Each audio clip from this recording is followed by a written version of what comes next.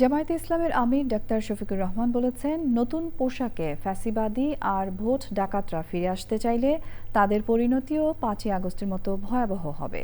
নতুন কোনো ফ্যাসিবাদীকে সহ্য করা হবে না বলে হুঁশিয়ারি দিয়েছেন জামায়াত আমির। রাজধানীর মিরপুরে নিজ আসনে প্রথম নির্বাচনী জনসভায় তিনি বলেন, জনগণের রায়ে জামায়াত ক্ষমতায় গেলে কোনো বৈষম্য থাকবে না। আক্তার হোসেনের রিপোর্ট। সরব উপস্থিতিতে ভোটের মাঠে নিজেদের অবস্থান জানান দিল বাংলাদেশ জামায়াত ইসলামী। মিরপুরে নিজ নির্বাচনী আসনে জনসভার মধ্য দিয়ে নির্বাচনী প্রচারে নামলেন দলের আমির ডাক্তার শফিকুর রহমান। রাজধানীর মিরপুরে আদর্শ উচ্চ বিদ্যালয়ে জনসভায় জামায়াত আমিরের সাথে ছিলেন 10 দলীয় জোটের শীর্ষ নেতারা।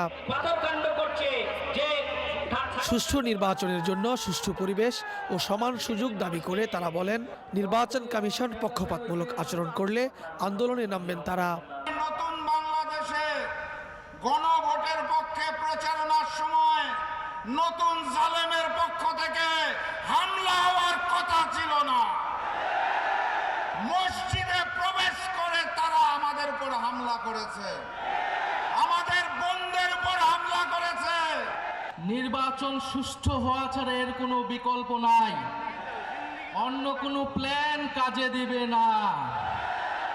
নির্বাচন সুষ্ঠু হওয়ার জন্য নির্বাচন কমিশনকে নিরপেক্ষ আচরণ করতে হবে। উভয় দলের জন্য, উভয় জোটের জন্য একই রকম আচরণবিধি থাকতে হবে। কোনো ধরনের বৈষম্য মেনে নেওয়া হবে না। এ সময় প্রার্থীদের হাতে নির্বাচনী প্রতীক তুলে দেন জামায়াতের আমির। জনতার কাছে দাঁড়িপাল্লায় ভোট চান ডাক্তার শফিকুর রহমান। আমরা নতুন কোনো ভোট ডাকাত দেখতে চাই না। এই 40 ভাগ যুবক আপনাদের হাত ধরেই বিপ্লব হয়েছে, অভ্যুত্থান হয়েছে, যার কারণে আজকে এখানে দাঁড়িয়ে কথা বলতে পারছি। আপনাদেরকে সেলিউট। যে বৈষম্যের বিরুদ্ধে রাস্তায় নেমে স্লোগান দিয়েছিলেন, উই ওয়ান্ট জাস্টিস, সেই ন্যায় বিচার কায়েম না হওয়া পর্যন্ত আপনারা কি ঘরে ফিরে যাবেন?